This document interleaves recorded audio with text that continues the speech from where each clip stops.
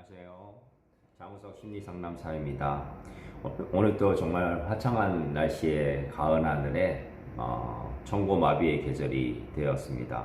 날씨가 좀 쌀쌀해지면서 좀 공기는 더 맑아지고 또 좋은 시간이 왔습니다. 저는 오늘 살면서 사랑하며 살자라는 주제로 이야기를 하려고 합니다. 인간이 태어나서 생로병사의 과정을 거치면서 사람을 사랑하고 그리고 하나님을 사랑하고 자연을 사랑하면서 기쁘게 살아가게 됩니다. 그런데 어릴 때는 여러 가지 마음의 가족들과의 갈등과 그리고 상처와 그리고 자기의 감정을 잘 소통하지 못함으로 인해서 정신적인 어려움을 겪을 수도 있고 연약한 심정으로 자기 속마음에만 감정을 갖고 있다가 고인물이 썩듯이 감정이 힘들어지고 상처를 입고 또 자기만의 생각에 빠져서 정신적인 어려움을 겪는 많은 청소년과 청년들이 있습니다. 인생에서 가장 큰 의미는 살면서 자기를 알고 자기를 사랑하는 길을 찾아가는 것이 인생이라고 볼 수 있습니다. 어떻게 보면 자기를 찾아가는, 자기를 연구하는 성찰하는 과정을 통해서 내가 어떤 사람이며 어떤 것을 할 때 기쁘고 어떤 것을 할 때 힘들고 어떤 것을 할 때 화가 나고 어떤 것을 할 때 편안한가를 살펴볼 수 있는 자기의 알아차림이 참 중요하다고 생각합니다.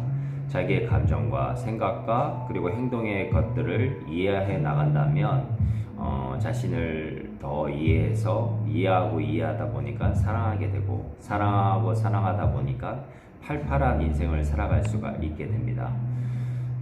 삶이라는 글자에는 사람이라는 글자도 들어있고 사랑이라는 말도 숨어 있다고 합니다. 우리 삶 속에서 사람을 사랑하는 것이 삶이고 순간순간 감사하면서 사는 것이 인생의 참 소소한 기쁨입니다. 우리가 큰 것에서 감사를 찾는 것이 아니라 자신을 돌아보고 자신을 사랑하면서 이웃과 소통하는 것이 참 귀하다고 생각합니다. 인생에서 필요한 것은 앞서가지 않고 지금 현재에 머물면서 사랑하는 길을 찾는 것이라고 할 수 있습니다. 네, 현재에 집중하고 지금 이 순간을 사랑하고 여기에 머무는 것입니다. 지금 나의 오감과 느낌이 지금 현재에 머물면서 감사할 수 있는 것, 그것이 참 행복의 비결이고 감사의 순간이라고 볼 수가 있습니다. 다른 사람들에 대해서 우리가 사람을 대할 때 사람 속에서 인간은 사람인 자의 사이간자, 사람 사이에서 살아가게 되어 있는데 그 관계 속에서 우리가 해야 될 것은 성급함과 게으름을 경계해야 됩니다.